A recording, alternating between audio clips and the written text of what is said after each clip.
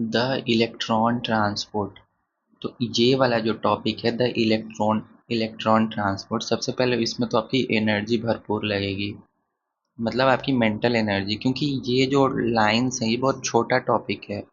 कम lines में इतनी ज़्यादा गहरी बातें बोली गई हैं कि आपको समझने में थोड़ा लगेगा। Okay, so keep your focus here.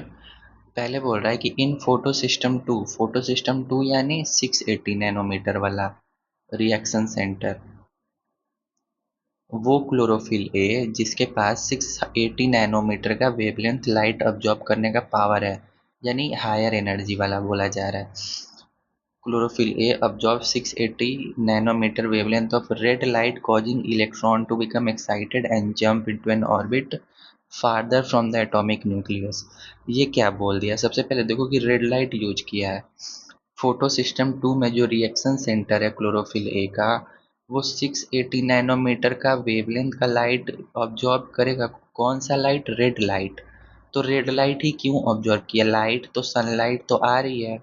तो सबसे पहले ये देखो, सनलाइट जो हमारा विजिबल रीजन होता है वो आपको पता है 400 से 700 नैनोमीटर होता है। इतने ही वेवलेंथ की लाइट को हमारी आई जो है कैच कर पाती है।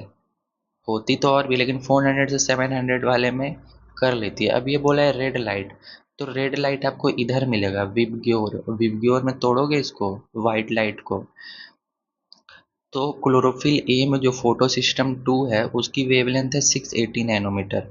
तो वो खुद के वेवलेंथ की लाइट ट्रैप करेगा ना, तो उस 700 है और 680, ये जो वेवलेंथ है वो रेड लाइट की कैटेगरी में आती है।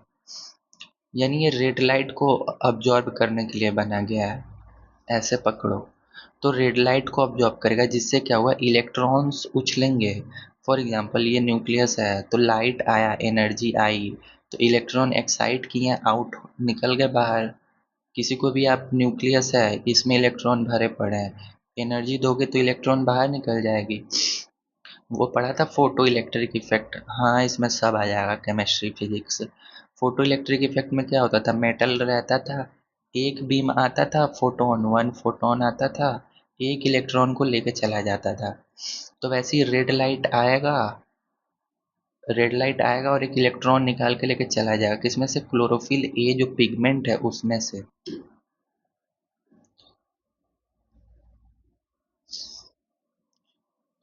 causing electron to become excite and jump into an orbit farther from atomic nucleus। For example अगर ऐसे ऑर्बिट है, इस वाले ऑर्बिट में इलेक्ट्रॉन है, लाइट आया, इलेक्ट्रॉन जंप करके आउटर वाले में आ गया, फिर से पड़ेगा, फिर से आउटर वाले में, तो ऐसे न्यूक्लियस से दूर जाता जाएगा। Sorry, these electrons are picked up by an electron acceptor which passes them to a electron transport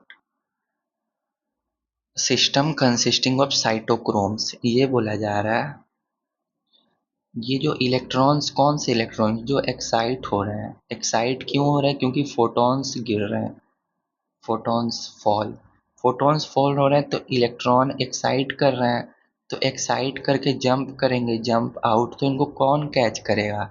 इनको कैच करेंगे इनके इलेक्ट्रॉन एक्सेप्टर। देखेंगे इलेक्ट्रॉन एक्सेप्टर कौन है। यहाँ पे एक लाइन था ना, प्राइमरी एक्सेप्टर। जब क्लोरोफिल ए था, क्लोरोफिल ए से एरो ऊपर दिखाया गया प्राइमरी एक्सेप्टर, तो इसका क्या मतलब है कि लाइट पड़ी, फोटोन, लाइट कितनी आई, 680 नैनोमीटर की आई लाइट, डायरेक्ट क्लोरोफिल ए पे पड़ी, तो क्लोरोफिल ए का जो ऑर्बिट है, सपोज करो न्यूक्लियस के चारों तरफ जो इलेक्ट्रॉन है, वो इलेक्ट्रॉन एक्साइट किए और वो जंप किए कहाँ पे? जो उनका प्राइमरी एक्सेप्टर है, अच्छे से बोल दो, तो प्राइमरी इलेक्ट्रॉन एक्सेप्टर जो है, इसका नेम दिया गया है कि क्या है ये, हम आगे देखेंगे। पहले अभी हम लोग कॉन्सेप्ट समझेंगे, lines. No extra information right now. फिर primary electron acceptor which passes them to an electron transport system. अब इसके पास आएगा तो ये रखेगा थोड़ी, ये किसको दे देगा? इलेक्ट्रॉन ट्रांसपोर्ट सिस्टम है, नेम ही में इलेक्ट्रॉन ट्रांसपोर्ट सिस्टम।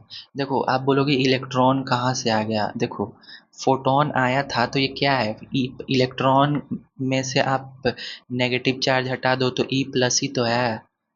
फोटोन आया सनलाइट से, तो सनलाइट से क्या है, बेसिकली एक इलेक्ट्रॉन आया जिसका पॉजिटिव चार्ज है, तो वही इलेक्ट्रॉन एक्सेस था, तो वही इलेक्ट्रॉन अब आगे जाएगा और बहुत सारे काम करके आएगा ऐसे। Okay, these electrons are picked up by an electron which passes them to an electron transport system. अब बोला जा रहा है कि इलेक्ट्रॉन ट्रांसपोर्ट सिस्टम में क्या होंगे, साइटोक्रोम्स होंगे। फिगर आप याद रखना कि LHC, लाइट हार्वेस्टिंग कॉम्प्लेक्स, इस पे आपका लाइट पड़ा, ये देखो लाइट पड़ रहा है, तो लाइट पड़ा तो इलेक्ट्रॉन एक्साइट किए, इलेक्ट्रॉन एक्साइट किए तो इसको फोटो सिस्टम 2 बोल रही है एनसीईआरटी। फोटो सिस्टम 2 कितने नैनोमीटर का, 680 नैनोमीटर।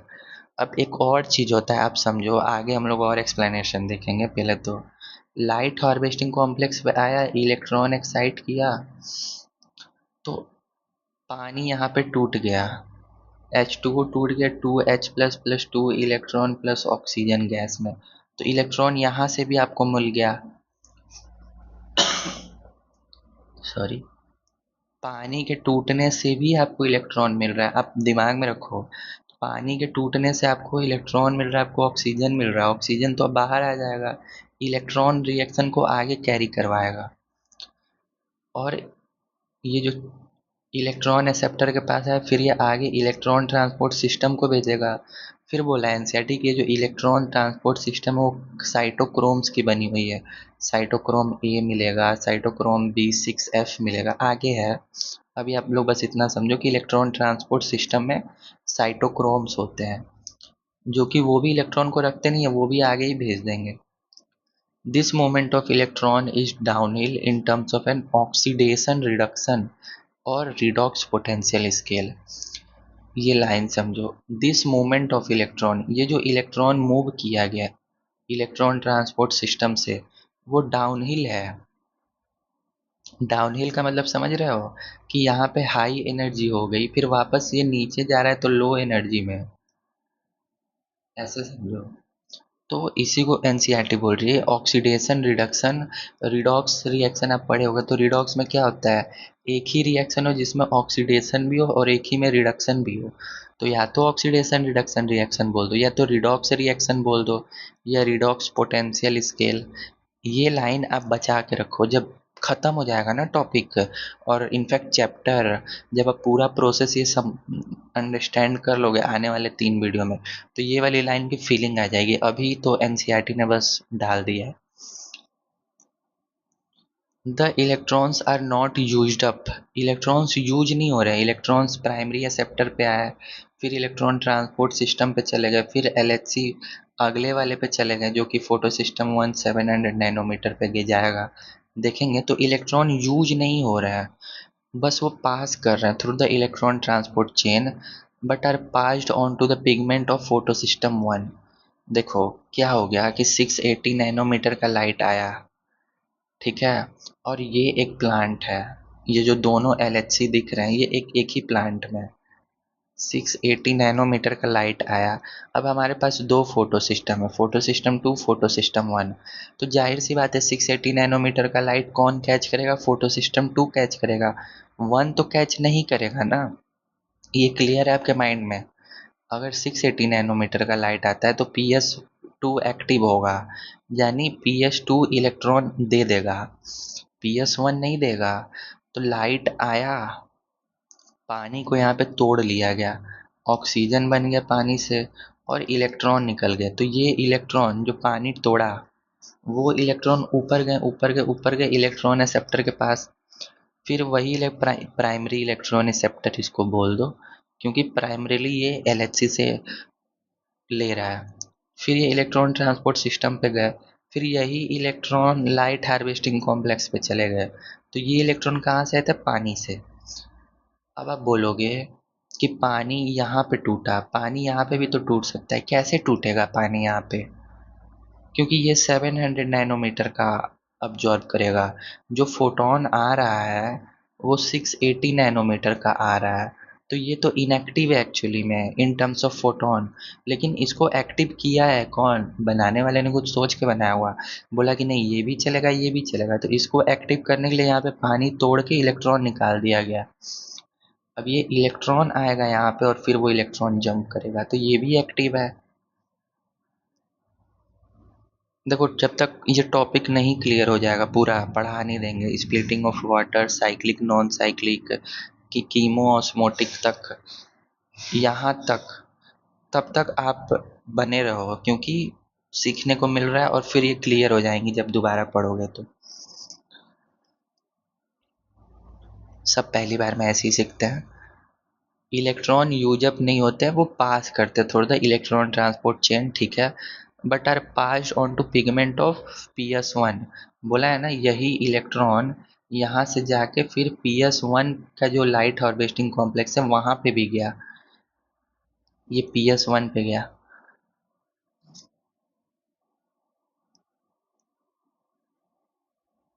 उसी तरह electron in the reaction center of PS1 are also excited when they receive red light of wavelength 700 nanometer. 700 nanometer का लाइट अगर इस पर पड़ेगा तो इससे भी इलेक्ट्रॉन बाहर आ जाएंगे और फिर वो अनदर एक्सेप्टर मॉलिक्यूल पे जाएंगे जिनके पास ग्रेटर रिडॉक्स पोटेंशियल होगा। ग्रेटर रिडॉक्स पोटेंशियल का क्या मतलब है? देखो कैसे बताएं, क्लोरीन है, एक इलेक्ट्रॉन लेके Cl- बना दिया तो रिडॉक्स पोटेंशियल बढ़ गया। सोडियम है, एक इलेक्ट्रॉन दे के सोडियम प्लस और इलेक्ट्रॉन माइनस पे चला गया तो 0 से +1 ये घट गया, लो नंबर, मतलब इलेक्ट्रॉन गया ना तो लो हो गया, इलेक्ट्रॉन आया तो ग्रेटर रिडॉक्स पोटेंशियल। आ जाएगा आ जाएगा, मार्क करके रखो। दीज इलेक्ट्रॉन्स देन, क्या लिखा है सॉरी, PS1 भी एक्साइट करते हैं इलेक्ट्रॉन जब वो रेड लाइट रिसीव करते हैं वेवलेंथ 700 नैनोमीटर का, फिर वो अनदर एक्सेप्टर पे दे देंगे जिनके पास ग्रेटर रिडॉक्स पोटेंशियल होगा। These electron then are moved downhill again, ये भी वाले नीचे आएंगे। डाउनहिल मतलब ऐसे जा रहा है फिर ऐसे नीचे आ रहा है, तो ऐसे हिल से नीचे आओगे ना तो यही हिल बना दिया है ऐसे। डाउनहिल मतलब एनर्जी लो हो रही है, ये एक्साइट हुआ एनर्जी, फिर energy low. This time to a molecule of energy Na+, ये इलेक्ट्रॉन एक्सेप्टर यहाँ जाएगा, फिर ये Na+, इसको ले लेगा इलेक्ट्रॉन को, किस में कन्वर्ट हो जाएगा? NADPH में। फिर इसको तोड़ोगे तो 2.5 या 3 ATP आपको मिल जाएगा। This whole seem of transfer of electron starting from PS2 फिर अपहिल टू द एक्सेप्टर, ये PS2 से गया फिर अपहिल गया, अपहिल जाके किसके पास गया? प्राइमरी इलेक्ट्रॉन एक्सेप्टर के पास गया। PS2 uphill to the acceptor down the electron transport chain, फिर डाउन गया किसके पास? इलेक्ट्रॉन ट्रांसपोर्ट चेन के पास। इलेक्ट्रॉन फिर इलेक्ट्रॉन ट्रांसपोर्ट चेन से PS1 पे चला गया, फिर एक्साइट हुआ इलेक्ट्रॉन और ट्रांसफर टू अनदर एक्सेप्टर, फिर यहाँ से इलेक्ट्रॉन एक्साइट होकर दूसरे एक्सेप्टर पे गया, फिर वो एक्सेप्टर NADP+ लेके इलेक्ट्रॉन NADPH में चल कन्वर्ट हो गया, and finally downhill to Na+, reducing it to NADPH। Reducing क्यों यूज हुआ है यहाँ पे? क्योंकि देखो यहाँ पे NADP है, इस पे +1 है, बेसिक समझो, फिर NADPH हो गया, ये 0 हो गया तो नंबर घट गया तो रिडक्शन हो गया, मतलब लॉजिकल एकदम बेसिक पे जाओ। NADPH+H is called the Z scheme. Z scheme क्यों? क्योंकि ये देखो जेड बन रहा है, जेड ऐसे बनता है तो यहाँ पे जेड ऐसे बना रहे हैं लोग, इसको 90 डिग्री पलट दो। Due to its characteristic shape, Z scheme क्यों बोला जा रहा है इस वाले प्रोसेस को? क्योंकि इसका शेप ही जेड जैसा है। This shape is formed when all the carriers are placed in a sequence on a redox potential scale. Again redox potential आ गया, कि जो शेप होगा वो फॉर्म होगा कब?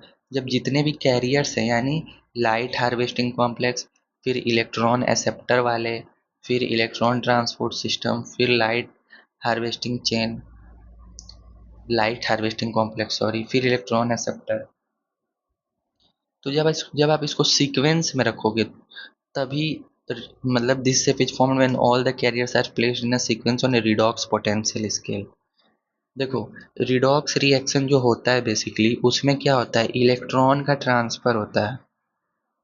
ओके, ये आप पहले पकड़ो कि रिडॉक्स रिएक्शन में इलेक्ट्रॉन का ट्रांसफर होता है। तो अगर आप इलेक्ट्रॉन डिफिशिएंट रहेगा, मतलब इसके पास इलेक्ट्रॉन की कमी रहेगी और इसके पास इलेक्ट्रॉन रिच रहेगा, तभी ये रिएक्शन होगा। सपोज करो ये इलेक्ट्रॉन एक्साइट कर रहा है, इसके पास पहले से इलेक्ट्रॉन है तो ये क्यों ही लेगा। तो यानी सीक्वेंस में रखना जरूरी है ना, वही बोला जा रहा है sequence on a redox potential scale. I hope आपको समझ में आ रहा होगा। रिडॉक्स पोटेंशियल स्केल का मतलब अगर इसके पास इलेक्ट्रॉन है तो इसके पास नहीं रहना चाहिए, इसके पास नहीं रहना चाहिए। अगर इसके पास आ गया तो ये इलेक्ट्रॉन डिफिशिएंट तुरंत हो जाना चाहिए और ये भी इलेक्ट्रॉन डिफिशिएंट हो जाना चाहिए।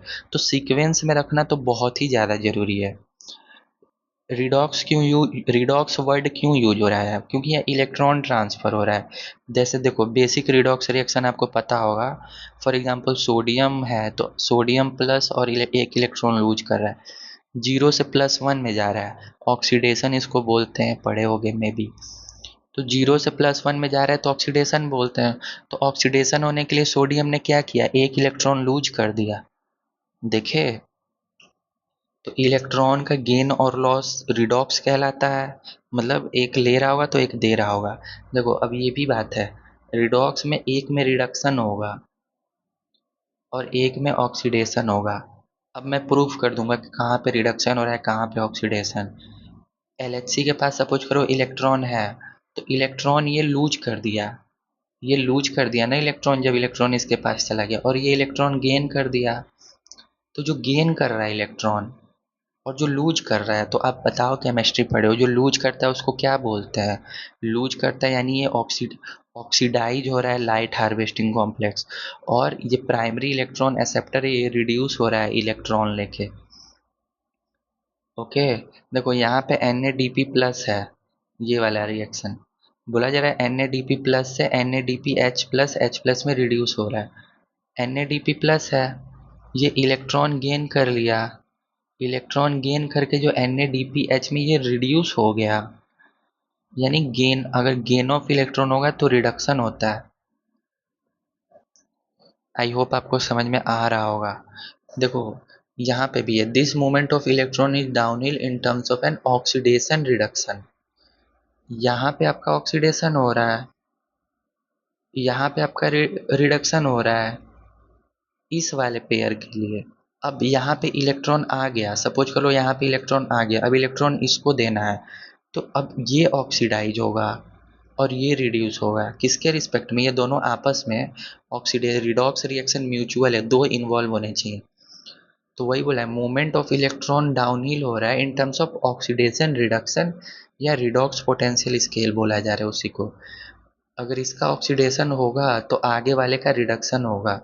अगेन लाइट हार्वेस्टिंग कॉम्प्लेक्स का ऑक्सीडेशन होगा तो ये जो नेक्स्ट इलेक्ट्रॉन एक्सेप्टर है इसका रिडक्शन होगा। ओके, आई होप अब आपको रिडॉक्स वाला टर्म क्लियर हो गया होगा, कहीं आपको मिलेगा नहीं यूट्यूब पे। मैं सर्च कर चुका हूँ। अब हम लोग आएंगे कि जो लाइट हार्वेस्टिंग कॉम्प्लेक्स है, जो यहाँ पे लाइट एनर्जी पड़ी, सनलाइट के एनर्जी के पड़ने से पानी टूट रहा है, तो वो अब नेक्स्ट टॉपिक होगा कि पानी टूटता कैसे है और उसमें क्या क्या चेंजेस होते हैं। ओके।